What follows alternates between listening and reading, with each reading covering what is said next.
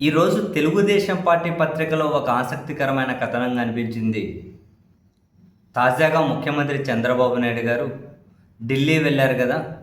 అక్కడ కేంద్ర హోంశాఖ మంత్రి అమిత్ షా గారిని కలిసినప్పుడు అమిత్ షా గారు చంద్రబాబు నాయుడు గారి మీద ఒక గురుతర బాధ్యత పెట్టారు, ఒక పెద్ద బాధ్యత పెట్టారు అని. ఆ బాధ్యత ఏంటి? ఆ బాధ్యత ఏంటి? పోయిన నెలలో మహిళా రిజర్వేషన్ బిల్లుని నియోజకవర్గాల డీలిమిటేషన్ బిల్లుతో ప్రవేశపెట్టి పార్లమెంటులో ప్రత్యేక సమావేశాలు పార్లమెంట్ ఏర్పాటు చేసి కండక్ట్ చేసి అవి విగిపోయాయి కదా, రిజెక్ట్ అయ్యాయి కదా. ఈ క్రమంలో మళ్ళీ వచ్చే నెలలో పార్లమెంటును అంటే జూన్లో పార్లమెంటును ప్రత్యేకంగా సమావేశపరచబోతూ ఉన్నారట. మళ్ళీ ఆ బిల్లుల్ని తీసుకొని రాబోతూ ఉన్నారట. వాటిని ఈసారి ఎలాగైనా ఆమోదించాలి అనే తలంపుతో కేంద్రం ఉందట. ఆ గురుతర బాధ్యతను అమిత్ షా గారు చంద్రబాబు నాయుడు గారి మీద పెట్టారట. ఎవరైతే వాటిని వ్యతిరేకిస్తూ ఉన్నారో వాళ్ళను ఒప్పించే బాధ్యత చంద్రబాబు నాయుడు గారికి అప్పగించారట. సో ఇక చంద్రబాబు నాయుడు గారు తాను పనిచేయడం మొదలెడితే మనకి దేశంలో ఆ బిల్లును వ్యతిరేకించే రాజకీయ పార్టీలందరూ ఏకతాటిపైకి వచ్చేసి వన్ సైడ్గా ఈ బిల్లులు పాస్ అయ్యేటట్లు ఏమన్నా చేస్తారేమో తెలియదు. ఈ వార్త చదవగానే అనిపించింది, నిజంగానే వచ్చే నెలలో ప్రత్యేకంగా పార్లమెంట్ సమావేశపరచబోతున్నారన్నది ఒకటి. ఒకవేళ అలా జరిగితే మరి ఆ పోయిన నెలలో ప్రవేశపెట్టిన బిల్లులను ఏం మార్పులు చేసుకొని వచ్చి మళ్ళీ బిల్లులు ప్రవేశపెడతారు అన్నది ఇంట్రెస్టింగ్. దీనన్నింటికి మించి అసలు చంద్రబాబు నాయుడు గారి వెళ్ళి ఎవరిని అడగగలుగుతారు? తాను అడిగితే ఎవరు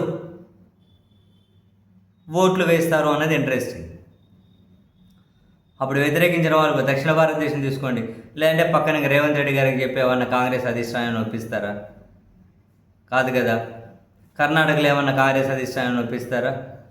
లేదు తమిళనాడుకి వెళ్ళి ఏమైనా కనుక మళ్ళీ స్టాలిన్కి ఏమైనా చెప్పి ఒప్పిస్తారా? ఎవరికి చెప్తారు? ఎవరితో మాట్లాడతారు? చంద్రబాబు నాయుడు గారు కనుక ఈ బిల్లులకు మద్దతుగా రంగంలోకి దిగి ఫుల్ పాజిటివ్గా అన్ని పార్టీలను అడగడం మొదలెడితే వాళ్ళు మద్దతు ఇవ్వడం సంగతి ఏమో కానీ లోక్సభలో 4 ఎంపీలు ఉన్నటువంటి వైసీపీ కూడా చివరికి చంద్రబాబు గారికి వ్యతిరేకంగా పోయినసారి మద్దతు ఇచ్చారు, ఈసారి ఆ మద్దతుగా ఇచ్చే పరిస్థితి లేకుండా పోయినా ఆశ్చర్యం ఉండదేమో.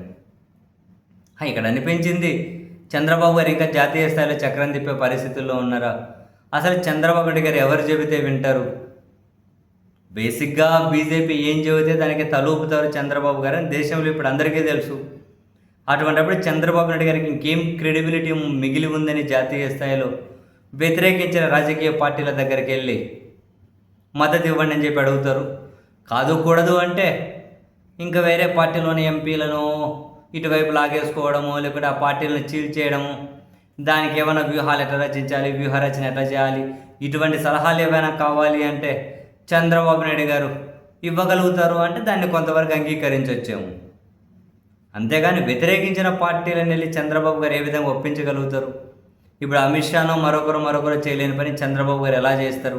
ఇప్పుడు చంద్రబాబు గారినేమి ఒక ప్రత్యేక రాజకీయ నాయకుడిగా చూడట్లేదు కదా జాతీయ స్థాయిలో ఏ పార్టీ కూడా. బీజేపీ తాను ముక్కలోగానే చూస్తున్నారు. బీజేపీ తాను ఒక ముక్కనే చూస్తూ ఉన్నారు. మరి కొత్తగా ఈ విషయం అమిత్ షాకు తెలియదా?